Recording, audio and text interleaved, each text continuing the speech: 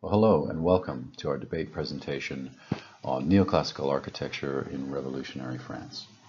Travis Henderson will be taking position A, which is that the architecture of the French Revolution, by drawing on these ancient ideas and styles, was backward-looking in terms of its form, language, and content. And myself, Stuart Carney, will be taking the opposite position, position B, which is that it was indeed forward-looking. So I'll hand it over to Travis now to get started with his opening remarks. The Baroque style of architecture, characterized by its hierarchical gradation and grandeur in design, and the latter Rococo style, with its principles of fluidity and ornament, are synonymous with France in the early 18th century.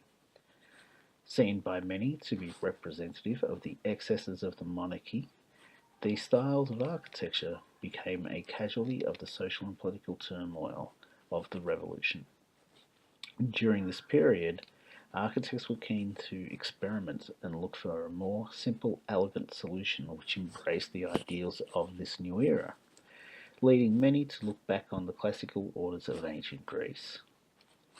As a language based on simple geometry and symmetry, the classical orders were seen to reflect the egalitarian and intellectual awakening of the middle and upper classes of France in a period which became known as the Age of Enlightenment. However, by looking back to ancient styles and ideas of architecture, the architects of the late 18th century were only repeating what their predecessors had done during the Renaissance. Thus, it can be argued that the architecture of the neoclassical era is not at all forward-looking, but rather another attempt to repeat an ancient style. Well, French neoclassicism, which was a precise interpretation of the ancient Greek and Roman systems, was the predominant architectural style of late 18th century France, which was a period of significant social, political, and cultural upheaval. Now, during this time, neoclassical art and architecture became associated with the revolutionary and Enlightenment movements that were synonymous with this upheaval through a shared spirit of reform. Now, as a rational language based on reason, order, and natural law, what neoclassicism expressed within the context of this period was specific. It spoke of the future by representing a rejection of the excesses of the ruling classes and an embrace of a new egalitarian future. And additionally, it looked forward in another sense. With its principal forms based on geometry, symmetry, and proportion, it proved an ideal medium for experimentation and the development of new ideas. So through its timeless language and in an era of great change, and attested to by the legacy of the period's foremost architects, neoclassical architecture in revolutionary France will be shown to be relevant, current, adaptable, and forward-looking. One of the driving forces behind the French Revolution was the rebellion of the lower and middle classes, or as it was known, the Third Estate. With the Third Estate being taxed more heavily than the ruling nobility and the Church, the First and Second Estates, anything that was seen to represent the excesses of these estates was reacted against. With their elaborate and decorative designs seen as a symbol of opulence and grandeur, both Baroque and Rococo architecture was seen as prime examples of the excessiveness of the church and the state, and quickly fell out of favour with the public and architects alike. Looking to establish a new architectural style, which was seen to embrace the order and the egalitarian nature of post-revolution France, leading architects, including Claude Nicolas Ledoux and Etienne Louis Boulle, sought inspiration from the classical orders of ancient Greece and Rome. Just as it had during the Renaissance, neoclassicism had made use of repetitive simple geometry with pediments, columns, arches, and domes in symmetry, although it is a more precise and true reinterpretation of the classical orders. Gone were highly decorative flowing natural curves, shells, vines, and scrolls found in Baroque, and in their place was the masculine clean lines of blank walls. It should be noted, however, that even one of the leading neoclassical architects of the time, Ledoux, had struggled to stay true to the social climates and had many of his works destroyed or rejected due to their grandiose vision, including his first plan for his highly acclaimed Saltworks project, which was rejected due to the extensive use of columns. Now, within this social context that Travis has just described for us, we'll see that these columns that he's mentioned really are very important. And that's because neoclassical architecture is a rational system, which is one in which each element makes a specific contribution to the whole. And this was seen to emphasize reason, order, and civility, which are ideals that were analogous to those of the Enlightenment, which itself fueled the social unrest that led to the Revolution. So within these social and political contexts, the visual language of neoclassical architecture didn't speak of Greek and Roman ruins, but rather of a new future. Now, this sentiment was captured in a drawing by the architect Jean-Jacques Lequeux, completed in 1789, which is the year of the outset of the Revolution. And what it shows is a new symbolic order, and it depicts nobility in chains carrying the weight of the building. Now, the capital and the entablature are shown correctly proportioned, true to the ancient system, while it incorporates the most current of political themes. So this is unarguably a political statement that represents a desired future outcome, and it's made through the medium of neoclassical architecture. And what this does is it demonstrates the ability to represent the new, and by doing this, it represents neoclassicism's ability to look forward. With the classical orders being based around nature and the innate proportions within the human body, Boulez and Ledoux, along with other leading architects at the time, sought to make use of the beauty of order and symmetry associated with these ancient styles, as it tied nicely into the new socio-political climate. One of the appealing facets of the ancient orders and how they were reinterpreted was in how they utilized simple geometric forms, which could be repeated throughout the design, so long as the correct proportions and the symmetry were maintained. It is through this concept that it can be said how neoclassicism was the forefather to modernism, through the development of modular design. This, however, was not a new concept, as it had already been shown that Renaissance architecture implemented similar concepts, although with more decoration than neoclassicism. Similarly, Lequeux's column of 1789, as introduced by Stuart, is just another example of a reinterpretation of a classical form.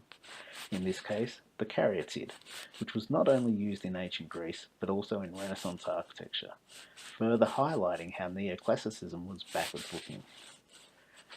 The flip side to this new symmetrical and repetitive design philosophy was that the architecture of a building could no longer be read as a whole, like it was with Baroque, but as a sum of its components, any of which could be taken from any other building, so long as the proportions matched.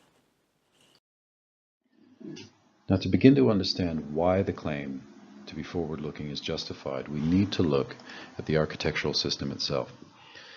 Now, the classical orders are based on a system of proportions, and as Vitruvius tells us, that in perfect buildings, the different members must be in exact symmetrical relations to the whole general scheme.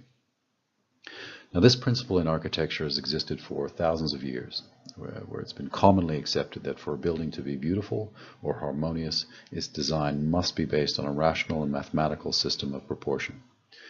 Now, this relationship is also supported by modern scientific research. For example, a study of the perception of human facial beauty shows that it is data-driven. It's based on the geometry and the proportional relations of the features within the face, rather than simply being based on the subjective perception of the observer. Now, given this link between proportion and beauty, and accepting that the most harmonious proportions have been codified within the orders, then it can be asserted with confidence that beauty and harmony are innate to classical architecture.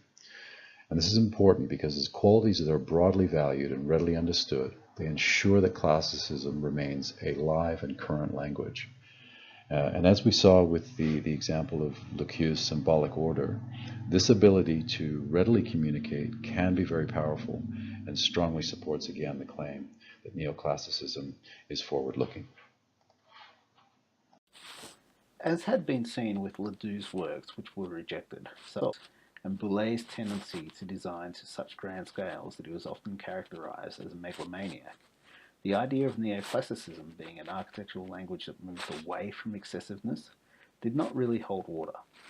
Certainly, with the strict prescriptive elements associated with neoclassicism, the detailed decorations associated with Baroque were replaced with the cold, blank, empty spaces of neoclassicism.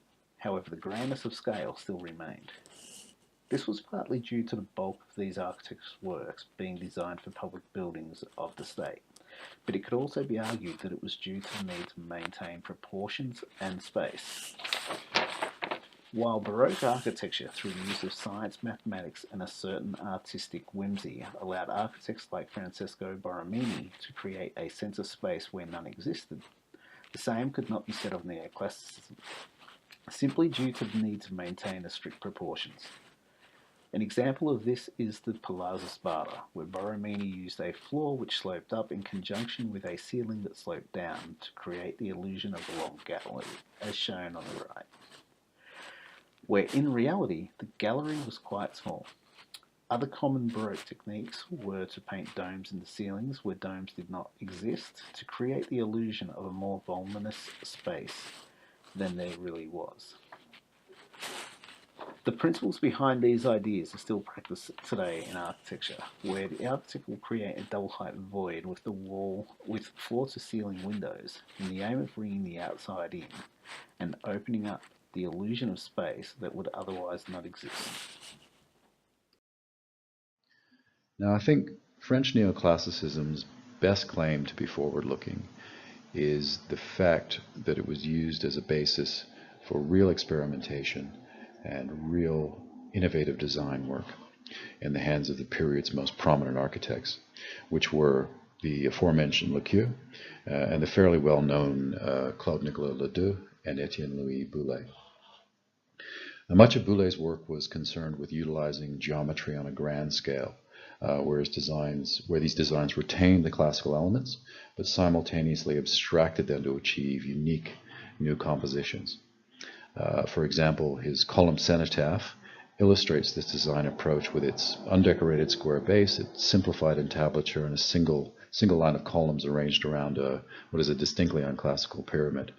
And also searching for progressive and inventive solutions, Ledoux, he experimented with spatial configurations, and in his quite famous salt works that Travis previously mentioned, what he did there was he succeeded in achieving what the architectural historian Emil Kaufmann describes as one of the most important events in the history of architecture.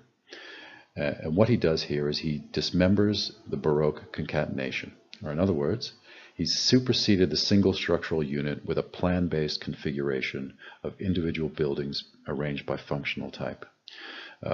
Fairly common today, but back then revolutionary. And you might say, well, the criticality of the architectural style in realizing this development is debatable, but what we have here in the Saltworks is a combination of a rejection of an old method and a groundbreaking architectural idea, and they are realized in the neoclassical form. So this example, along with Boulé's grand and inventive scheme, again shows that, or really illustrates that neoclassicism was not constrictive or limiting. Rather, it served as an adaptable medium for experimentation and the development of new ideas. So in this case, was very, very forward-looking. Now, to reinforce classicism's timelessness and adaptability, we just need to look to the 20th century's modernist architecture. Now, it's known, or well known, that Le Corbusier was profoundly inspired by ancient Greece in early life, spending weeks on the Acropolis back in 1911. Perhaps reflecting this inspiration, one of modern architecture's most famous works, the Villa Savoy, which was completed in 1931, has been described as a distillation and an abstraction of classical order. Now, this description could be fairly applied to Boulé's column cenotaph or to Ledoux's lumberman house, again there on the left. Both utilize elementary geometric forms in the main structure, both have simplified columns, and both have an austere lack of decoration akin to the Villa Savoy. Yet both were imagined over a century before Le Corbusier's design. Now, while this is no doubt a testament to the architect's skill, it's also a testament to the rationality, geometry, and harmony of classicism, that it can serve as a foundation for these experiments that so tellingly foreshadowed the 20th century. While neoclassical architecture certainly saw the language of the architecture of the time move away from one of opulence to one of masculinity, by focusing on the classical orders, neoclassicism's strict prescriptive ideologies laid waste to the opportunity for creativity and whimsy. This is made evident when you look at Ledoux, Lequeux, and Boulé's designs, many of which failed to adhere to the strict protocols of classicism. And while it was a popular style for many years and arguably did influence modernism, it can be seen in today's postmodernist architecture that there is a beauty to be had outside of the symmetrical. In fact, it has been shown that in postmodernist architecture there are elements of the curves of Baroque. So as a result, it can be seen that Neoclassicism was a backward-looking architecture.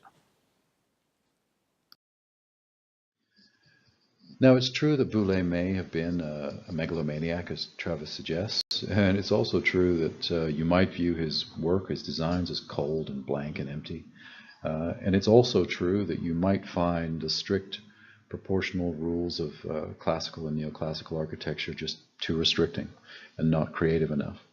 However, when we consider neoclassicism in the 18th century in France, whether it be the political messages it was used to convey or its adaptable geometry that allowed for the experimentation we've just talked about, or if it was simply that the basic harmony in the architecture allowed it to speak to the French people as it spoke to the Greeks millennia earlier, that classical architecture has survived and often flourished for over 2,000 years really does attest to its currency and its enduring vitality, and marks it as a medium that will remain relevant while the ideas that it encapsulates retain their fundamental value. Thank you.